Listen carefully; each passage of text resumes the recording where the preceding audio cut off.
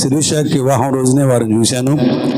వారి స్వరం కానీ వారి యొక్క మాట తీరు చాలా బాగా నచ్చుద్ది. నాకు చాలా సంతోషం. పెద్దవారు, వారిని దేవుడు ఇంకా నిండు నూరేళ్ళు వర్ధలు చేయాలని కోరుకుంటున్నాను. ఆమేన్, హల్లెలూయా.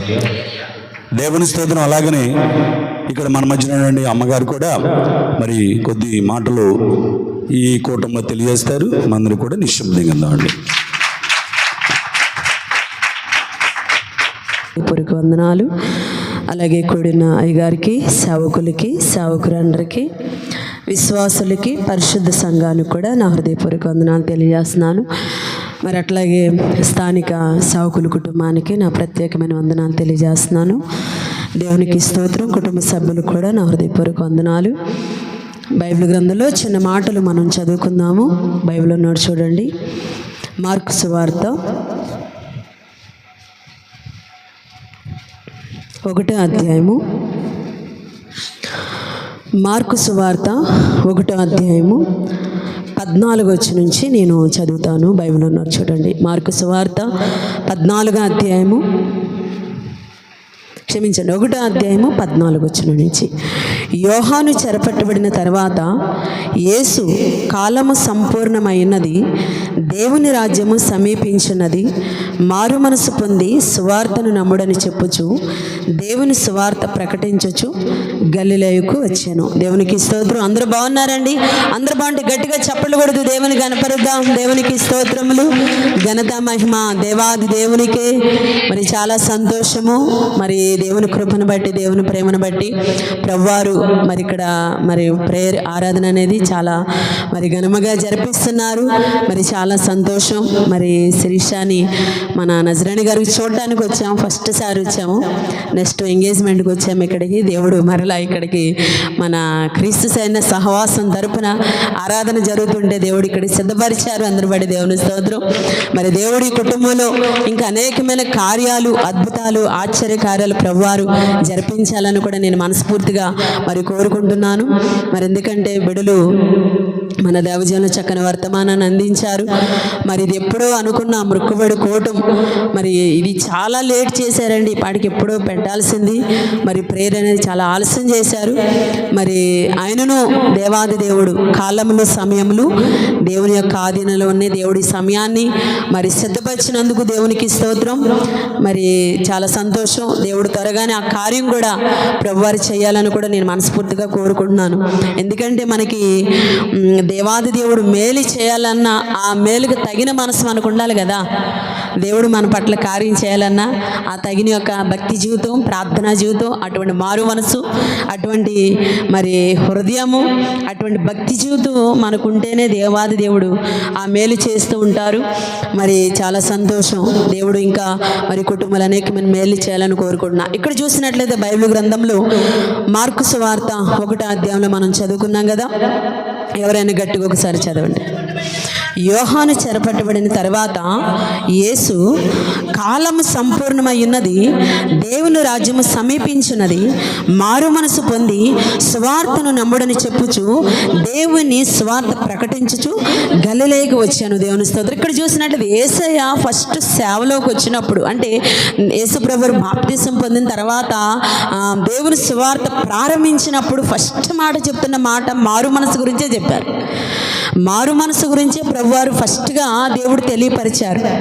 ఎందుకంటే ఏ మేలు పొందుకోవాలి, ఏ కార్యం పొందుకోవాలన్నా ఆ హృదయం మారితేనే కదండి మనకి మేలు జరిగేది. హృదయాన్ని బట్టి దేవుడు దేవుని దగ్గర మనం అడిగేదాన్ని బట్టి, మన హృదయం మారేదాన్ని బట్టే కదా కార్యం జరుగుద్ది. అందుకే ఇక్కడ అంటున్నాడు ప్రభువారు. అందుకే చెప్తున్నారు మారు మనసు పొందండి. చాలామంది అనుకోండి ఇదేంటండి మేము ఎప్పుడో మారామండి. ఆలోచన వచ్చిందా? ఇప్పుడు చెప్తారండి మారు మనసు గురించి. మేము ఎప్పుడో మారాం. మేము ఎప్పుడో 100 సంవత్సరాలు, లేదంటే 50 సంవత్సరాలు, 60 సంవత్సరాలు, 30 సంవత్సరాలు మాకు ఎప్పుడో మారు మనసు వచ్చిందండి, ఎప్పుడో మారేమని అనుకుంటుంటారు. చాలా సంతోషం. మరి మారాలనే కదా దేవుని ఉద్దేశం. మారమనే కదా దేవుడు చెప్తున్నారు. మరి మారిన మనము నిజంగా మారు మనసు అనేది కరెక్ట్గా వచ్చిందా? నిజంగా మారేమా? మారితే ఎటువంటి లక్షణాలు ఉంటాయి, మారిన వాళ్ళు ఏం చేస్తారు అనే విషయాలు నేను 4 మాటలు తెలియజేస్తాను. నిజంగా చూసినట్లయితే మనం ఈలోక శరీరానుసారమైన కార్యాల గురించి మనము ఆలోచిస్తుంటాం, కానీ దేవాది దేవుడు అక్కడ చెప్పిన మాట ఏంటంటే ఆత్మకార్యం గురించి, దేవుని రాజ్యం గురించి చెప్పాడు కదా. మనం ఎప్పుడు కూడా, ఎందుకంటే మనం శరీరానుసారమైన మనుషులం కాబట్టి, మనం శరీరంతో ఉన్నాం కాబట్టి, మనము కార్యాల గురించి, మేలుల గురించి, శరీరానికి కావాల్సిన అవసరతల గురించే మనము తీర్మానాలు, మొక్కుబళ్ళు ఇలా అడుగుతుంటాం. కానీ దేవాది దేవుడు అక్కడ చెప్తున్న మాట ఎంత లోతుగా ఉందంటే, దేవుని రాజ్యం ఎలా ఉంది, చాలా సమీపముగా ఉంది. దేవుని రాజ్యం ఎలా ఉందండి, చాలా సమీపముగా ఉంది, చాలా దగ్గరగా ఉంది. కాబట్టి ముందు మీ మనసు మారండి. నా ఆలోచన కూడా ఎలా ఉందంటే, నాకు వచ్చిన ఆలోచన నేను అనుకుంటా, ముందు దేవుడు మనకి ఏ పని ఇచ్చాడు, ఏ భారం ఇచ్చాడో, ఏ బాధ్యత ఇచ్చాడో, ఏ భక్తి జీవితంలో నడమనిచ్చాడో అది చేసుకుంటూ వెళ్ళిపోతే చాలు. మనకు జరగాల్సిన కార్యాలు ప్రత్యేకంగా క్షుణ్ణంగా ఇది చెయ్యని మనం అడగవసరం లేదు అనుకుంటాను నేనైతే. ఎందుకంటే మనకిచ్చింది మన పని, మనకిచ్చిన బాధ్యతను మనం నిర్వర్తించుకుంటూ వెళ్ళిపోతే వెనువెంట జరుగుతూ సూచక్రియలు చేసుకుంటూ వచ్చే దేవుడు దేవాది దేవుడు. చప్పట్లు కొట్టండి దేవునికి స్తోత్రం. Thank you. ఎస్, మరి మారు మనసు పొందామా? ఏంటి అందరు సైలెంట్గా ఉన్నారు? మారు మనసు వచ్చిందా? మనసు మారిందా? మారేం కదా, మారేం కదా, మారేం కదా. మారు మనసు వచ్చిందా? వచ్చిందా? చూద్దాం. లోకాసువార్త. దేవుడు మనకి కూడా కార్యాలు, మేలులు జరిగించాలి మన జీవితాల్లో, మన కుటుంబాలంటే మారు మనసు తగిన క్రియలు మనకు ఉండాలి. అలాగే మారు మనసు కలిగిన వారు, మారు మనసు పొందుకున్నవారు మరి ఏ రీతిగా ఉంటారు, ఎలా చేస్తారు, అలా ఆ విషయాలు మనం తెలుసుకున్నప్పుడు మనకి ఈజీగా ఇలా చేస్తే ఇలా బాగుంటుందా, ఇలా ఉండాలని మనకు అర్థమవుతుంది కదా. లోకాసువార్త 15వ అధ్యాయంలో చూద్దాం. లోకాసువార్త 15వ అధ్యాయము 18వ వచనం. నేను లేచి నా తండ్రి యొద్దకు వెళ్ళి, తండ్రి, నేను పరలోకమునకు విరోధముగాను నీ ఎదుటను పాపం చేశానయ్యా. ఇక మీదట నీ కుమారుని అనిపించుకున్నటకు యోగ్యుడిని కానయ్యా. నన్ను నీ కూలివానులో ఒకనిగా పెట్టుకునమని అతనితో చెప్పుమని అనుకొని లేచి తండ్రి యొద్దకు వచ్చాను. చాలండి. మారు మనసు వచ్చింది కదా, మారు మనసు పొందాం కదా మనందరం. మారు మనసు పొందుకున్నామా? మారు మనసు పొందుకున్న మనము ఇక్కడ చూసినట్టు చిన్న కుమారుడు, పెద్ద కుమారుడు, చిన్న కుమారుడు ఉన్నాడు. చిన్న కుమారుడు దారి తప్పిపోయాడు. చిన్న కుమారుడు తండ్రిని వదిలేసేసి వెళ్ళిపోయాడు. చిన్న కుమారుడు వెళ్ళిపోయినప్పుడు నిజంగా ఆ చిన్న కుమారుడు దుర్వ్యాపారం చేసేసి మరి రకరకాలుగా లోక జీవితాన్ని జీవించేసి తన ఆస్తి, తన జీవితం అంతా పాడు చేసుకున్నాడు. పాడు చేసుకుని లాస్ట్కి ఎలా ఉందంటే ఆ చిన్న కుమారుడు పరిస్థితి, పందులు తినే పొట్టు కూడా దొరకలేదు. పందులన్నీ పొట్టు తింటుంటే ఆ పందుల్లో ఒక పంది అయిపోయి పొట్టు తినేస్తున్నాడు. ఆ పందులు తినకుండా ఆ పందులు పొట్టు తినేస్తున్నాడు. పందులు అసహించుకుంటాడు కదా, అసహించుకునే ఉంటాయి. ఇదేంటారు బాబు, మమ్మల్ని కూడా తినవట్లేదు, ఈ పొట్టు మమ్మల్ని తినవట్లేదు, ఈ మనిషి ఎవడు అని అనుకునే ఉంటాయి కదా. పందులో ఒక పంది అయిపోయి పొట్టు అంతా తినేస్తున్నాడు. ఎప్పుడైతే పంది ముట్టుతో పొడి చేసి కాలుతో తన్నేసేసి నాన్న ఇబ్బంది పెడుతున్నప్పుడు అప్పుడు ఆలోచన వచ్చింది చిన్న కుమారుడి. ఏమని అనుకుంటున్నాడు? నా తండ్రి దగ్గరికి నేను వెళ్ళాలి. ఎక్కడికి వెళ్ళాలి? తండ్రి దగ్గరికి. మారు మనసు పొందుకున్న మనము ఎక్కడికి వెళ్ళాలి? తండ్రి సన్నిధికి వెళ్ళాలా లేదా? దేవుని సన్నిధికి వెళ్ళాలా లేదా? మారు మనసు పొందుకున్నామని చెప్పేసి ఎవరెళ్ళలో వాళ్ళు చర్చి కట్టేసుకుంటే సరిపోయిద్దా? లేదంటే నా హృదయమే నా గుడి అనుకుంటే సరిపోయిద్దా? నా హృదయమే దేవుని ఆలయం అనుకుంటే సరిపోయిద్దా? దేవుని ఆలయమే నీ హృదయం. కానీ దేవుని సన్నిధి కూడా ఖచ్చితంగా మనము వెళ్ళాలి కదా. మారు మనసు వచ్చింది చిన్న కుమారుడికి. ఎప్పుడైతే పంది ముక్కుతో పొడిసి మరి కాలుతో తన్నడం ద్వారా చిన్న కుమారుడికి మారు మనసు వచ్చింది. హృదయం మారిపోయింది. హృదయం మారిపోయి చిచ్చి ఇక్కడ ఉండకూడదు నేను, అసలు నా తండ్రి దగ్గర నా ఇల్లు ఎలా ఉంది, ఎంతమంది పనివారు ఉన్నారు, ఎంత తిండి ఉంది, ఎంత ఆహారం ఉంది, ఎంత సమృద్ధి ఉంది, ఎంత దీవెన ఉంది, ఎంత మేలుంది, ఎంత పనివారు ఉన్నారు, నా తండ్రికి ఏం తక్కువ, ఇదేంటి నా జీవితం ఎలా అయిపోయిందని మారు మనసు వచ్చింది చిన్న కుమారుడికి. ఎప్పుడైతే మనసు మారిందో, మారు మనసు వచ్చింది, ఎక్కడికి వచ్చాడండి? ఇక లేచి తండ్రి దగ్గరకు వచ్చాడు. చప్పట్లు కొట్టండి దేవునికి స్తోత్రం. Thank you. ఎస్, మారు మనసు పొందుకున్నానని చెప్తాను. నీవు దేవుని సన్నిధికి వెళ్తున్నావా? చర్చికి వెళ్తున్నావా? చర్చికి వెళ్ళకోకుండా నాకు మారు మనసు వచ్చిందండి, అని చెప్పేసి నా ఇల్లే దేవుని ఆలయం అండి అని అంటే కుదరదు. మారు మనసు పొందుకున్న నీవు ఖచ్చితంగా దేవుని సన్నిధికి వెళ్ళాలి. ప్రతి శనివారం, ఆదివారం, అలాగే బుధవారం ప్రేయర్స్ జరిగితే, శుక్రవారం ప్రేయర్స్ జరిగితే ఖచ్చితంగా నువ్వు దేవుని సన్నిధిలోకి వెళ్ళాలి. ఆయన ఇంటికి వెళ్ళాలి, ఆయన ఆరాధించాలి, అక్కడ పరిచర్య చేయాలి, ప్రార్థించాలి, పాటలు పాడాలి, స్తుతించాలి, దేవుణ్ణి ఆరాధించాలి. చిన్న కుమారుడు అలా చేశాడు. రెండోది ఏం చేశాడో తెలుసా? ఇక్కడ అన్నాడు, తండ్రి పరలోకమునికి విరోధముగాను నీ ఎదుట నేను పాపం చేశానంటే, ఒకటేమో తండ్రి సన్నిధికి వెళ్ళాలి, రెండోదేమో పశ్చాత్తాపంతో కూడిన తగ్గింపు కలిగి ఉన్నాడు చిన్న కుమారుడు. చప్పట్లు కొట్టండి దేవునికి స్తోత్రం. Thank you. దేవుని దగ్గర తగ్గింపు, విధేయత, దేవుని దగ్గర ప్రార్థన చేసేటప్పుడు, దేవుని సన్నిధికి వెళ్ళేటప్పుడు, దైవజనుల దగ్గర, దేవుని దగ్గర తగ్గింపు కలిగి, విధేయత కలిగి, అలాగే చేసిన పొరపాట్లకి దేవుని సన్నిధిలోకి వెళ్ళి పశ్చాత్తాపడి కన్నీరు కాచి ప్రార్థన చేసే మనసు ఉంటే నువ్వు నిజంగా మారు మనసు పొందుకున్న వాడివే, పొందుకున్న దానివే. మారు మనసు పొందుకున్న వారికి దేవుడు ఎన్నో అద్భుతాలు చేస్తాడు. నమ్మిన వారు చప్పట్లు కొట్టండి దేవునికి స్తోత్రం. Thank you Jesus. అలాగే చూసినట్లయితే మరొక విషయం, మారు మనసు పొందుకున్న మనము ఇంకా ఏం చేయాలి? అపోస్తుల కార్యం చూద్దాం. అపోస్తుల కార్యం 9వ అధ్యాయం. అపోస్తుల కార్యం 9వ అధ్యాయం 10వ వచనం. దమస్కులో అననీయను శిష్యుడుండెను. ప్రభు దర్శనమందు అననీయ అని అతనిని పిలవగా అతడు, ప్రభువా, ఇదిగో నేనున్నానెను. అందుకు ప్రభు, నీవు లేచి తిన్నని దనబడిన వీధికి వెళ్ళి యోదాను వాని ఎంట టార్చు వాడైన పౌలు అను వాని కొరకు విచారించుము, ఇదిగో అతడు ప్రార్థన చేయుచున్నాడు. చాలండి దేవునికి స్తోత్రం. ఇక్కడ చూసిన అపోస్తలుడైన పౌలు గారి గురించి తెలుసు కదా. 8వ అధ్యాయం 3వ వచనంలో చూస్తే పౌలు గారు ఎలాంటి వాడండి? పౌలు గారుగా మారకముందు సౌలుగా ఉన్నప్పుడు ఎటువంటి వాడండి? మన నిజంగా చూసినట్లయితే పౌలు అంట ఇంటింట వచ్చి పురుషులను, స్త్రీలను ఈడ్చుకొని పోయి చెరసాల్లో వేయించి సంఘానంట పాడు చేస్తున్నాడు. మన నిజంగా ఈ రోజున కూడా చాలా దారుణాతి దారుణంగా జరుగుతుంది క్రైస్తవ జీవితంలో. అట్లాగే ఆ రోజున అపోస్తలుడైన పౌలు గారు కూడా అలాగే సంఘాలను పాడు చేస్తూ, స్త్రీలను పాడు చేస్తూ, కుటుంబాలను పాడు చేస్తూ ఇంటింటికి వెళ్ళి మనుషులు ఈడ్చుకొచ్చి నానా రాధాంతం చేస్తున్నాడు. అటువంటిప్పుడు సంఘమంతా ప్రార్థన చేస్తే పౌలు గారికి దేవుని యేసుప్రభువు కనబడ్డారు.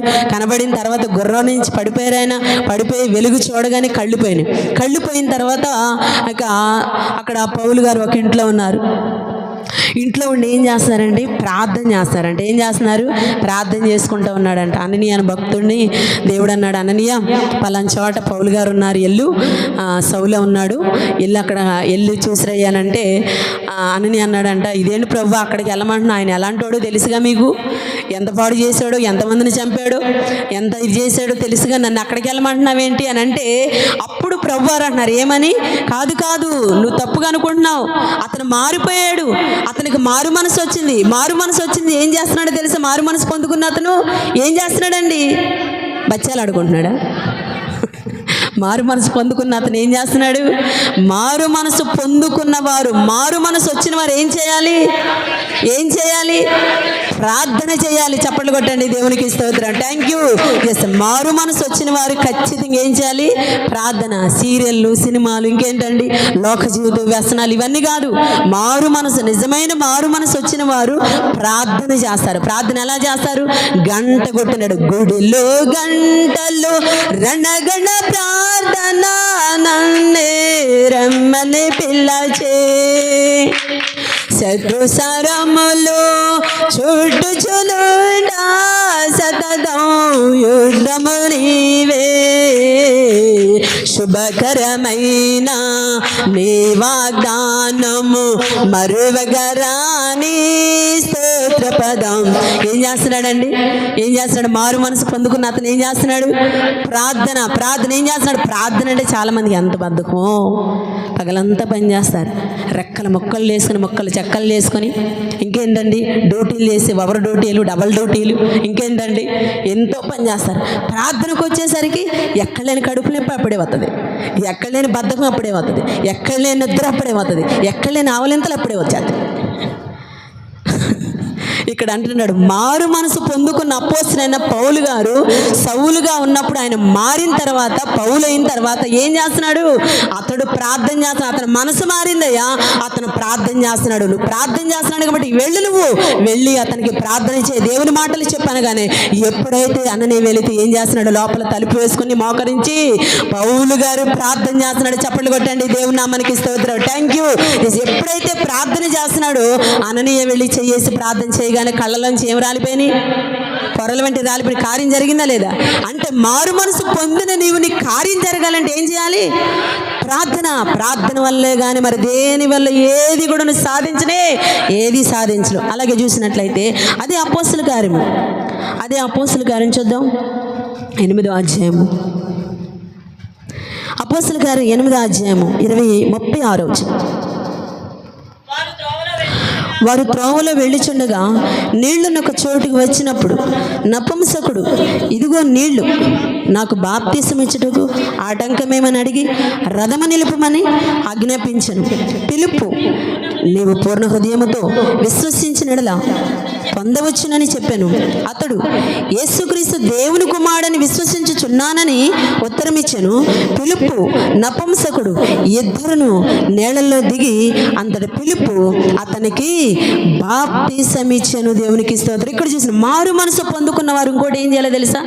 మారు మనసు పొందుకున్నవాడు. ఇక్కడ నపుంసకుడు ఒక మంచి అధికారి, మంచి స్థానంలో ఉన్న అతను బైబిల్ గ్రంథం చదువుతుంటే తనకేం అర్థం కావట్లేదు. అర్థం కానప్పుడు అక్కడ పిలుపు గారు వచ్చారు. పిలుపు గారు వచ్చి, ఏంటి నువ్వు చదువుతున్నది నీకేమైనా అర్థం అవుతుందా అంటే, నాకేం అర్థం అవ్వట్లేదు, ఎవరైనా త్రోవ చూపుకుంటే నాకేం అర్థం అవుతుంది, చదువుకుంటూ వెళ్ళిపోతున్నాను అన్నాడు. అలా అయితే ఇదిగో యేసు ప్రభు వారు ఎందుకు వచ్చారు ఇది అని ఆయన రాజ్యం గురించి, ఆయన సువార్త గురించి, ఆయన మనసు గురించి, ఆయన ఆలోచన గురించి, ఆయన తలంపు గురించి, బైబిల్ గ్రంథం గురించి పిలుపు గారు నపుంసకుడికి బోధించారు. ఎప్పుడైతే బోధించిన తర్వాత వెంటనే నపుంసకుడు అన్నాడు, ఇక నా మనసు మారదు, నువ్వు ఎంత వాక్యం చెప్పావు కదా, ఎంత వివరంగా బోధించావు కదా, ఎంత ఇదిగా నాకు చెప్పావు కదా, నా మనసు మారిపోయింది. ఆటంకం ఏమైనా ఉందా నీకు? నాకు ఆటంకం ఏమి, మరి ఆటంకం లేకుండా ఇదిగో నీళ్ళు ఇక్కడే ఉన్నాయి, నాకు బాప్తీసం ఇచ్చాను, నా మనసు మారిపోయింది. చప్పట్లు కొట్టండి, దేవునికి స్తోత్రం. Thank you. ఎస్, మనసు మారితే, మారు మనసు వస్తే ఏం తీసుకుంటారు? బాప్తీసం. ఏం తీసుకుంటారు? బాప్తీసం తీసుకున్న వాళ్ళు ఎంతమంది చేతులు ఎత్తండి, దించండి. చాలా సంతోషం. మారు మనసు పొందుకున్న వాళ్ళు కొంతమందికి ఎన్ని సంవత్సరాలు బోధ చేసినా బాప్తీసానికి ముందు రారు. పేరు మారదు, జీవితం మారదు, మనసు మారదు. ఎన్ని సంవత్సరాలు వాక్యం విన్నావు? ఎన్నో సంవత్సరాలు వింటారు వాక్యాలు, ఎన్నో సంవత్సరాలు బైబిల్ గ్రంథం చదువుతారు, ఎన్నో కార్యాలు పొందుకుంటారు, ఎన్నో మేలులు పొందుకుంటారు, ఎన్నో అద్భుతంగా పొందుకుంటారు. కానీ బాప్తీసం అనగానే మనవాడు పెళ్ళి అవ్వాలి, ఇంకేంటి మనవరాలు పెళ్ళి అవ్వాలి, ఇంకేంటి పెళ్లి చేయాలి, పేరంటాలు చేయాలి, ఇంకేంటి సూడుదులు, సారులు, గీరులు అన్నీ గుర్తొచ్చేస్తాయి బాప్తీసం అనగానే. ఆటికి సంబంధం ఏంటండి? బాప్తీసం దేనికి? మనవడి పెళ్లి కోసం, కూతురు పెళ్లి కోసం కాదు బాప్తీసం, నీ ఆత్మరక్షణ కొరకు. బాప్తీసం దేనికండి? ఆత్మరక్షణ కొరకు, నీ ఆత్మ నరకంలో పడకుండా ఉండడానికి బాప్తీసం. మారు మనసు నిజంగా పొందుకున్న వాళ్ళు ఏం తీసుకోవాలి? బాప్తీసం. ఎందుకంటే మనం మానవులం కాబట్టి ఏవో కార్యాలే విపరీతంగా అడిగేస్తాం, మనుషులం కదా, కార్యాల మీద ఆధారపడి బతికేస్తాం. కార్యం జరగాలంటే మనసు మారాలి కదా, మనసు మారిన వాళ్ళు ఇది ఇలా చెయ్యాలి. కార్యాలు జరగాలంటే మనసు మారాలి, మనసు మారిన వాళ్ళు ఇలా చెయ్యాలి. అప్పుడు కార్యాలు అసలు నువ్వు అడగవసరం లేదండి, ప్రత్యేకంగా దానికోసం నువ్వు ప్రత్యేకంగా అడగవసరం లేదు. నువ్వు మనసు మార్చుకుని దేవుడి మార్గంలో వెళుతూ ఉండు, దేవుడు చెప్పిన మాట వింటూ ఉండు. అసలు నీకు ఏది కావాలంటే, అందుకే ఎఫెసీయులకు రాసిన పత్రికలో వ్రాయబడి ఉంటుంది, అడుగు వాటన్నిటికంటే, ఊహించి వాటన్నిటికంటే అత్యధికముగా చేయ శక్తి కలగ మన దేవుడు యేసు ప్రభువు. చప్పట్లు కొట్టండి, దేవునికి స్తోత్రం. Thank you. ఎస్, నువ్వెంత అడుగుతావేమో, కానీ నువ్వు దేవుని మార్గంలో కరెక్ట్గా నిలబడితే దేవుడు ఎంత ఇస్తాడు? నువ్వు ఊహించని రీతిగా దేవుడు నీకు అనుగ్రహిస్తాడు. దేవునికి స్తోత్రం. Thank you. ఎస్, ఇక్కడ అంటున్నాడు నపుంసకుడు ఎప్పుడైతే మనసు మారిపోయిందో, వాక్యం వినగానే మనసు మారిపోయి వెంటనే బాప్తీసం తీసుకున్నాడు. బాప్తీసం తీసుకున్న తర్వాత ఏం జరిగింది? అక్కడ ఏం జరిగిందండి? గట్టిగా చదవండి. సంతోషించుచు తన త్రోవని. ఎప్పుడైతే బాప్తీసం తీసుకున్నాడో ఇక మనసుకి ఏమొచ్చిందండి? సంతోషం ఎప్పుడు వస్తుంది చెప్పండి పోనీ, అదన్నా తెలుసా? ఎప్పుడు వస్తుంది సంతోషం? కడుపు బాగా నొప్పి పడుతుంది, దగ్గర గంతులేస్తాడా? బాగా జ్వరం ఉంది, గంతులేస్తాడా? చిల్లిగా అవ్వలేదు జేబులో, గంతులేస్తాడా? ఏ కార్యం జరగట్లేదు, గంతులేస్తాడా? సంతోషం ఎప్పుడు వస్తుందండి మనిషికి? మేలు జరిగినప్పుడు, కార్యాలు జరిగినప్పుడు, 1000 రూపాయలు జేబులో ఉన్నప్పుడు, అనుకున్న సమృద్ధి ఉన్నప్పుడు, ఒకళ్ళ మీద ఆధారపడకుండా బ్రతికినప్పుడు మనిషిని ఆపగలమా? సంతోషం, ఆనందం, ఉత్సాహం ఏంటంటే కార్యాలు జరుగుతున్నప్పుడు. అటువంటి కార్యాలు మనకి జరగాలంటే నమ్మి బాప్తిసం పొందినవాడు రక్షించబడిన. చప్పట్లు కొట్టండి, దేవునికి స్తోత్రం. Thank you. ఎస్, బాప్తిసం, మారు మనసు పొందుకున్న నీవేం తీసుకోవాలి? బాప్తిసం తీసుకోగలిగితే అప్పుడు దేవాది దేవుడు నీకు సంతోషాన్ని, అంటే కార్యాలు జరిపిస్తాడు. అప్పుడు నీవు సంతోషంగా ఉంటావు. అలాగే యోహాను సువార్తలకు రండి. యోహాను సువార్త 4వ అధ్యాయం చూద్దాం. యోహాను సువార్త 4వ అధ్యాయము 39వ వచనం. నేను చేసినవన్నీ నాతో చెప్పానని సాక్ష్యం ఇచ్చిన స్త్రీ యొక్క మాటను బట్టి ఆ ఊరిలోని సమరయులలో అనేకులు ఆయన యందు విశ్వాసం ఉంచిరి. చాలండి. ఇక్కడ చూసిన సమరయ స్త్రీ గురించి తెలుసు కదా? చూసారు ఎప్పుడైనా? చూడలేదు, ఎవరు చూడలేదండి, ఫీల్ అవ్వద్దు ఇప్పుడు ఎవరు చూడలేదు. సమరయ స్త్రీని విన్నాం కదా, వాక్యాల్లో విన్నాం మనం, బైబిల్ గ్రంథాల్లో. ఈ సమరయ స్త్రీ ఎటువంటి స్త్రీ అంటే పక్కా వ్యభిచారి ఆమె. అటువంటి ఆమె అప్పటికే 5 కుటుంబాలు పాడైపోయినాయి, 6వ కుటుంబం కూడా పాడు చేసేసింది. మొత్తం 6 కుటుంబాలని చిచ్చిపెట్టేసింది అనమాట, పాడు చేసింది. పక్కా వ్యభిచారి ఫ్యామిలీ. నిజంగా చూసినాడు ఆ ఊరు, ఆ గ్రామం, ఆ పట్టణం అంతా కూడా, అయ్యో మా ఊర్లో చేరిందే, మా ఊర్లో దాపరిచిందే, పాడు చేస్తుంది, మనుషులను పాడు చేస్తుంది, కుటుంబాలు పాడు చేస్తుంది, అయ్యో ఏంటని అందరూ బాధపడి వేదన పడుతున్నారు, కుటుంబ సభ్యులు. అలాగే పట్టణస్తులు కూడా చాలా వేదన పడుతున్నారు. అటువంటి సమయాల్లో యేసుప్రభు వారు వెళ్ళారు సమరయ గ్రామంలోకి వెళ్ళి ఆమెతో ప్రత్యేకంగా స్పెషల్గా మాట్లాడారు. ఆమెతో ఒంటరిగా స్పెషల్గా ప్రత్యేకంగా ఆమె జీవితం ఏంటి, ఆమె బ్రతికేంటి, ఆమె పరిస్థితి ఏంటి, ఆమెతో కూర్చొని వివరంగా బోధించారు యేసుప్రభు. బోధించినప్పుడు దేవుడు అన్నాడు, అమ్మా నీ గురించి నువ్వేమనుకుంటున్నావు కానీ నువ్వు దేవుని వరం తెలుసా నీకు? నీ జీవితం నువ్వు పాడు చేసుకుంటున్నావు, నీ లైఫ్ నువ్వు పాడు చేసుకుంటున్నావు, నీ భవిష్యత్తు నువ్వు పాడు చేసుకున్నావు, నరకానికి వెళ్తే జాగ్రత్త, తప్పు చేస్తున్నావు, పాపం చేస్తున్నావు, నరకానికి వెళ్తే జాగ్రత్త, నువ్వు దేవుని వరమమ్మా, నువ్వు దేవుని వరము, నువ్వు ఆశామాష మనిషిగా దేవుని వరము, నువ్వు జాగ్రత్తగుండు అని ఎప్పుడైతే ప్రభువారు బోధ చేశారో, బోధ చేసిన వెంటనే ఆమె మనసు మారిపోయింది. ఏం మారిపోయింది? ఆమె మనసు మారింది, ఆ హృదయం మారింది. హృదయం మారిన తర్వాత ఊళ్ళోకి వెళ్ళింది, గ్రామాల్లోకి వెళ్ళిపోయి ఏం చెప్పింది? నేను యేసయ్యను చూశాను, మెస్సయ్యను చూశాను, నేను చేసినవన్నీ నాతో చెప్పాడు ఆయన, ఇదిగో ఇది ఎలా ఉన్నాడు, ఎలా మాట్లాడు, ఎలా చెప్పారని ఊళ్ళోకి వెళ్ళి తన సాక్షి. అప్పుడు దాకా ఆమెను ఎవరు ప్రేమించలా, ఎవరు ఇష్టపడలా, ఎవరు ఆదరించలా, ఎవరు గౌరవించలా, ఎవరు ప్రేమించలా, దగ్గర కూడా రాలేదు. అలాంటి ఆమె ఒక్కసారి యేసుప్రభువుని నేను చూశానని మనసు మారిన తర్వాత ఆమె యొక్క సాక్ష్యం చెప్పినప్పుడు ఏ గ్రామస్తులైతే తిట్టారో, ఏ గ్రామస్తులైతే అసహించుకున్నారో, ఏ గ్రామస్తులైతే చేదరించుకున్నారో ఆ గ్రామంలో సువార్త చెప్పింది. చప్పట్లు కొట్టండి, దేవునికి స్తోత్రం. Thank you. సువార్త చెప్తే ఎంతమంది మారారండి?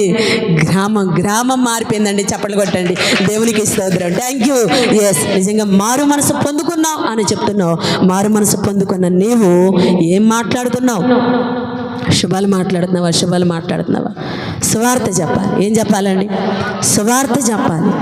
ఎదుటి వారికి చెప్పేటప్పుడు దేవుని గురించి మంచి సాక్ష్యం చెప్పాలి. సంఘం గురించి, దేవజనుల గురించి, దేవుని బిడ్డల గురించి, కుటుంబ సభ్యుల గురించి సువార్త, మంచి మాటలు మన నోట్లో నుంచి రావాలి. చాలామంది బూతులు, మాటకు ముందు బూతు, మాట వెనకాల బూతు, క్లిప్పులు తగిలిచ్చినట్టుగా.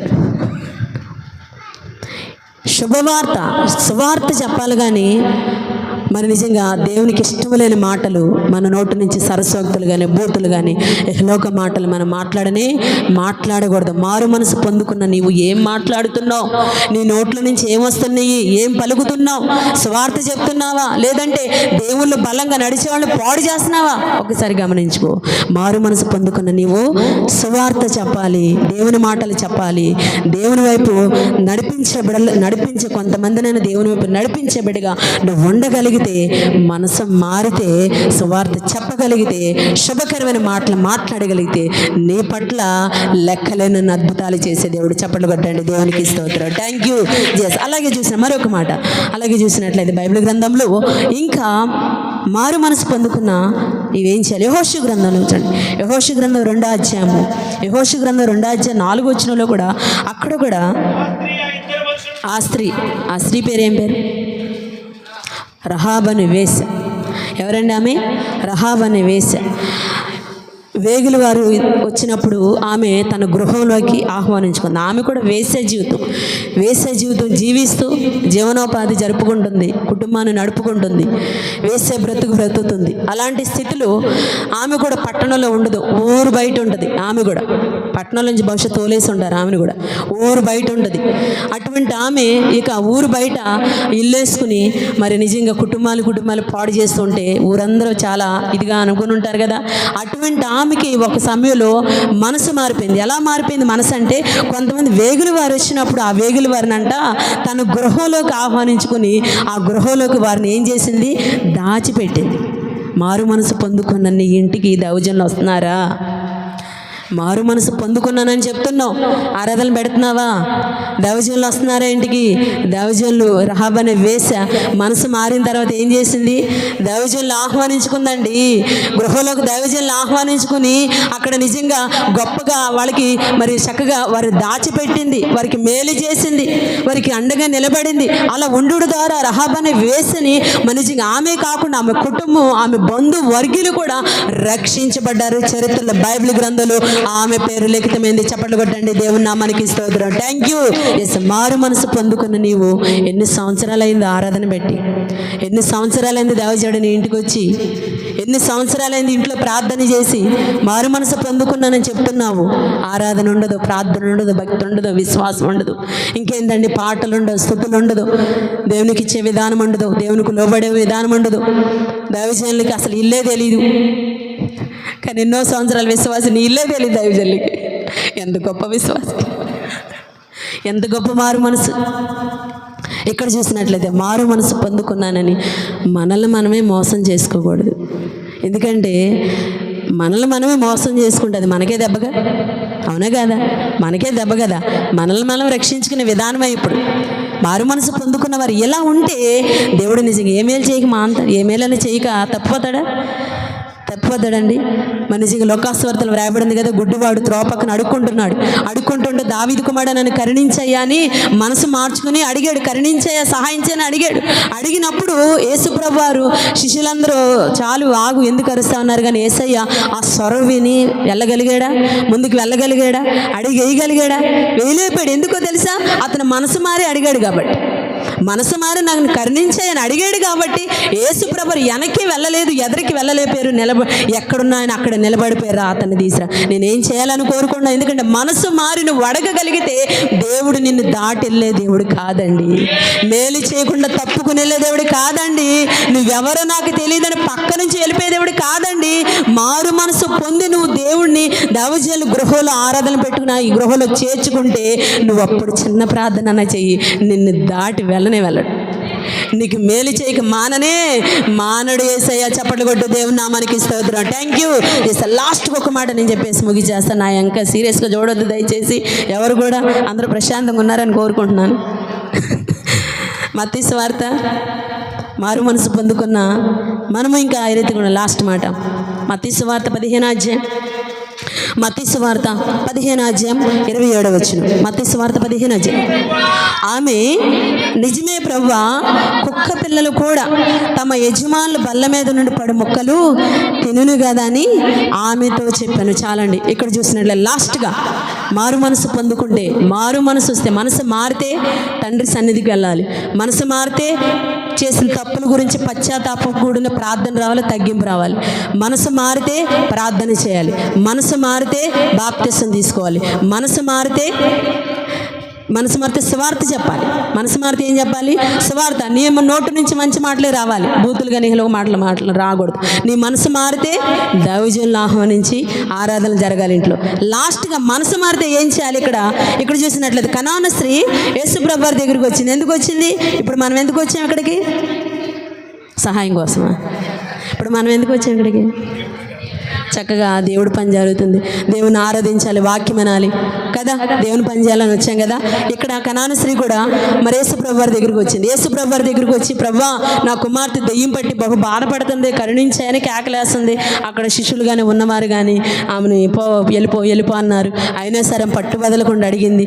యేసుప్రభు వారు ఒక మాట అన్నారు, పిల్లల రొట్టె తీసుకెళ్ళి కుక్క పిల్లలకు వేయటం యుక్తం కాదు అంటే చూడండి, ఆమెను ఏమని మాట్లాడారు ప్రభువారు? కుక్క పిల్లలతో పోల్చారు. ఏం మాట్లాడారండి?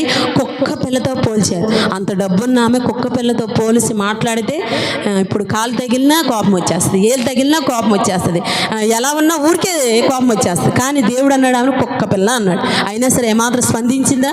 ఏమన్నా తగ్గిందా? ఏమన్నా వెనకెళ్ళిపోయిందా? ఏమాత్రం వెళ్ళలేదు. అలాగే ఆ మాట ఒక్క మాట అంటుంది, ఆమంటుంది, ప్రభువా నిజమేనయ్యా, కుక్క పిల్లలు కూడా తమ యజమానులు బల్ల మీద పడే మొక్కలు తింటే కదా అని అంది. ఎప్పుడైతే ఆ మాట ఉందో అక్కడ కార్యం జరిగింది. ఇప్పుడు లాస్ట్ మాట, మారు మనసు పొందుకున్న నీవు మనిషిగా మన యజమానుడు ఎవరు? నీ యజమానుడు ఎవరు? ఇక మారు మనసు పొందిన తర్వాత ఏ బల్ల దగ్గర ఉన్నావు నువ్వు? ఏ బల్ల దగ్గర కూర్చుంటున్నావు? నీ యజమానుడు ఎవరు? మార్పు చెందిన తర్వాత నీ యజమానుడు యేసయ్య అయ్యి ఉండాలి. నమ్మిన వారు చప్పట్లు కొట్టండి, దేవునికి స్తోత్రం. Thank you. మారు మనసు పొందిన తర్వాత ఏ బల్ల దగ్గర కూడా కూర్చోకూడదు. ఏ యొక్క ఇహలోక క్రియలు, ఇహలోక ఆరాధనలు, ఇహలోక వాటిల్లోకి పాలు పొమ్మలు పొందకూడదు. ఇహలోక వాటిల్లో కలవకూడదు. ఇహలోక క్రియల్లోకి వెళ్ళకూడదు. వేరే బల్ల దగ్గర చేతులు చాపినట్టుగా వేరే పనులు, వేరే వ్యవహారాలు, వేరే ఇహలోక క్రియల్లోకి వెళ్ళకూడదు. మారిన తర్వాత ఇక నీ యజమానుడు ఎవరు? నీ యజమానుడు ఎవరు? మన యజమానుడు ఎవరు? ఇక యేసయ్యే. ఇక నీకు ఏ అవసరం వచ్చినా నువ్వు ఆ బల్ల దగ్గరే ఉండాలి. ఇక ఆయన్నే అడగాలి, ఆయన మీద ఆధారపడాలి, ఆయన దగ్గర కూర్చోవాలి. ప్రభువా నిన్ను నమ్ముకున్నా, నీ దగ్గరే ఉన్నాను, నాకు ఇవ్వు అంటే ఇవ్వడండి, ఖచ్చితంగా ఇస్తాడు. మారు మనసు పొందిన నీవు మరొక బల్ల దగ్గర ఉంటున్నావా? దేవుని బల్ల దగ్గర ఉంటున్నావా? మారు మనసు పొందుకున్న నీవు మనిషికి మరొక యజమానులుగా పెట్టుకున్నావా? దేవుడినే యజమానుడిగా పెట్టుకున్నావా? దేవుడే యజమానుడు అయితే అక్కడ ఏం చేశాడు? కింద వచ్చిన చదవండి.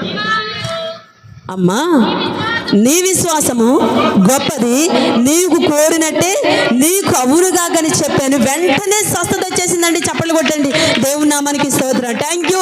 ఎస్ అంటే మారు మనసు పొందుకున్న మనము ఇక దేవుని మీద ఆధారపడి, ప్రభువా నువ్వేనయ్యా దిక్కు, నువ్వేనయ్యా నాకు అండ, నువ్వేనయ్యా నాకు ఆధారం, నాకు ఎవరున్నారయ్యా, నిన్నే నమ్ముకున్నానే అని మనం అనగలిగితేనంట ఇక దేవుడు అమ్మా నువ్వు అడిగే కదా, వెంటనే నీకు స్వస్థత వచ్చేస్తుందని వెంటనే ఆ దెయ్యం వదిలిపెట్టి వెళ్ళిపోయిందండి. గొప్ప మేలు జరిగింది. చప్పట్లు కొట్టండి, దేవుని నామానికి స్తోత్రం. Thank you. ఎస్ మరి నిజంగా మారు మనసు పొందుకున్నామా? పొందుకున్నాం కదా. పొందుకున్న మనకి ఇటువంటి క్రియలు కలిగి మనం ఉండగలిగితే, జీవించగలిగితే, దేవునికి అనుకూలమైన బ్రతుకు మనం బ్రతకగలిగితే, మార్పు చెందిన మనము చిన్న ప్రార్థన చేసిన, చిన్నగా దేవుణ్ణి అడిగిన దేవాది దేవుడు మనకి ఖచ్చితంగా ఏం చేస్తాడు? గొప్ప కార్యాలు, గొప్ప మేలులు, ఊహించని రీతిగా అద్భుతాలు చేసే దేవుడు. చప్పట్లు కొట్టండి, దేవుని నామానికి స్తోత్రం. Thank you. ఎస్ మన నిజంగా చూసిన కుటుంబ సభ్యులు కూడా ఎంతగానో మన నిజంగా మంచి దౌర్జన్యుల సమక్షంలో పెరుగుతున్న బిడ్డలు, మంచి చక్కగా ఆత్మీయ జీవితంలో నడుస్తున్న బిడ్డలు చాలా చాలా సంతోషము. మన నిజంగా దేవుని కృపను బట్టి, దేవుని ప్రేమను బట్టి దేవుడు వారిని ప్రేమించి చక్కగా ఈ రీతిగా నడిపిస్తున్నారు. ఇంకా ఈ గృహంలో అద్భుతాలు, ఆశ్చర్యకార్యాలు, మేలులు జరిగిస్తూ దేవాది దేవుడు జరిగిస్తూ ఇంకా వారిని భక్తి జీవితంలో, ప్రార్థన జీవితంలో, విశ్వాస జీవితంలో బహుబలంగా నిలబడాలని, దేవుని ఆశీర్వాదాలు, ప్రేమలు, దేవుని యొక్క బహుమానాలు, మెండైన దీవులు మెండుగా పొందుకోవాలని ఈ చిన్న మాటలు చెప్పి ముగిసిన మీ అందరికీ నా హృదయపూర్వక వందనాలు.